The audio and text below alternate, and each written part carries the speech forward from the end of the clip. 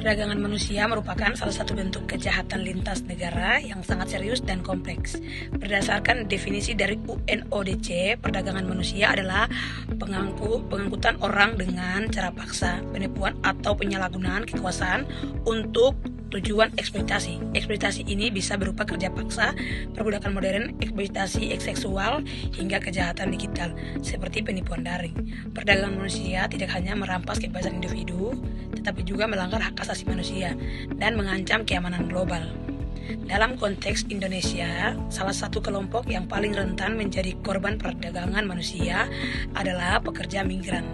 Banyak dari mereka direkrut secara ilegal oleh agen atau perorangan dengan iming-iming pekerjaan bergaji tinggi di luar negeri.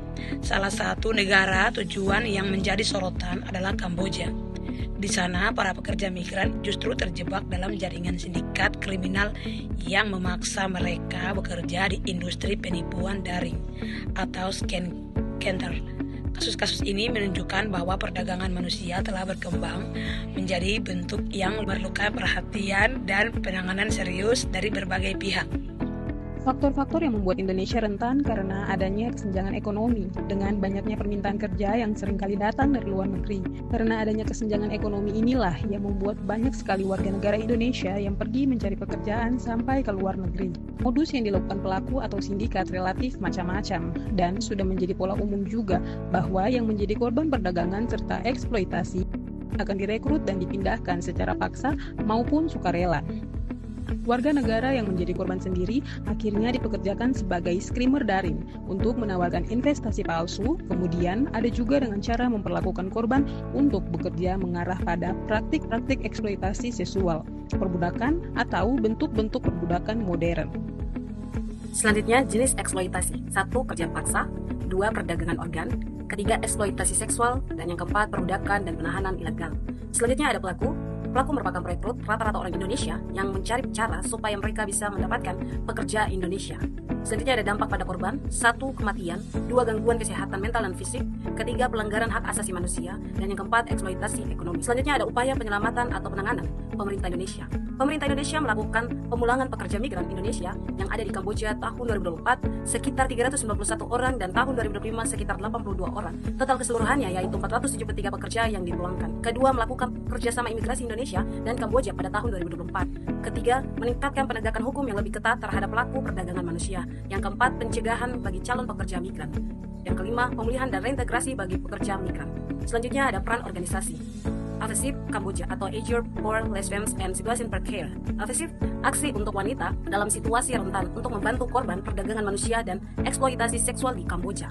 AFESIP menyediakan berbagai layanan seperti perlindungan, perawatan, dan rehabilitasi bagi para korban, serta advokasi dan pencegahan perdagangan manusia. Kedua, organisasi internasional untuk migrasi IOM Indonesia berperan penting dalam penanganan perdagangan orang di Kamboja, khususnya terkait dengan warga negara Indonesia yang menjadi korban. Peran ini mencangkup bantuan, repatriasi, pemulihan, dan reintegrasi bagi para korban, serta upaya pencegahan melalui peningkatan kesadaran publik dan kerjasama dengan berbagai pihak.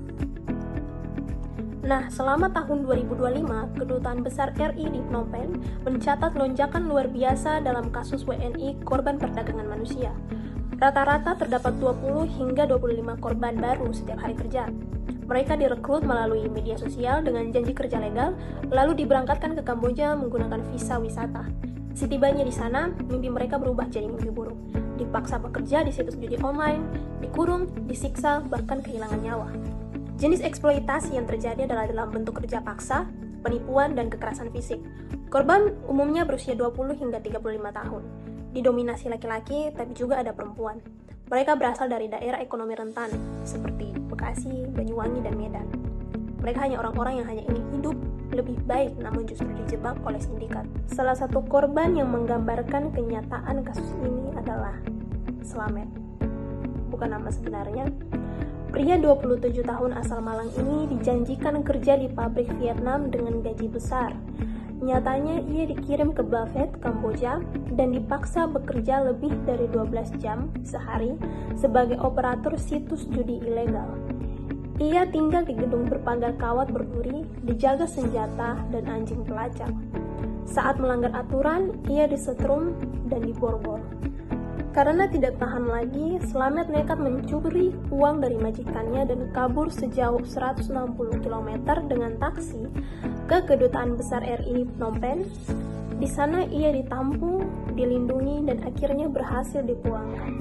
Namun luka fisik dan traumanya masih bertahan jauh setelah kepulangannya. Untuk pelaku berasal dari jaringan lintas negara, berbasis di Indonesia, Malaysia hingga Kamboja.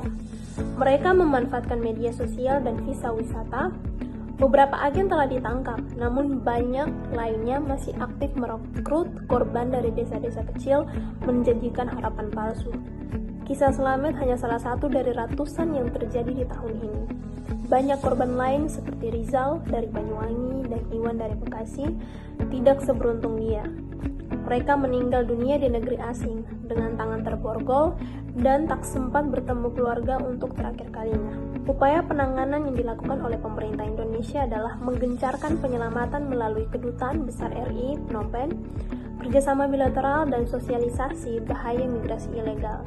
Namun tetap, akar masalahnya adalah ketimpangan ekonomi, rendahnya edukasi, dan lemahnya pengawasan. Itulah yang masih terus membutuhkan perhatian kita bersama.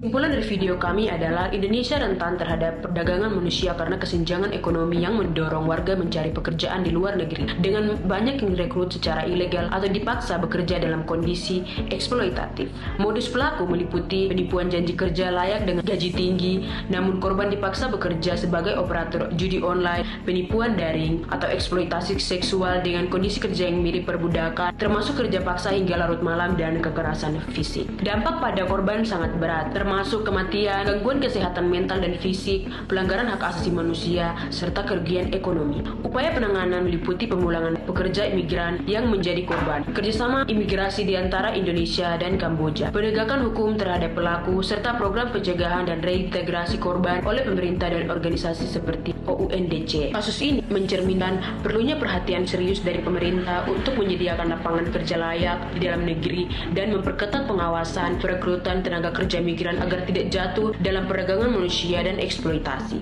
Singkatnya, perdagangan manusia terhadap PMI, pekerja migran Indonesia di Kamboja, terjadi karena faktor ekonomi dan modus penipuan kerja menyebabkan eksploitasi berat yang memerlukan penanganan terpadu dari pemerintah dan organisasi internasional atau organisasi terkait lainnya untuk perlindungan dan pemulangan korban. Terima kasih.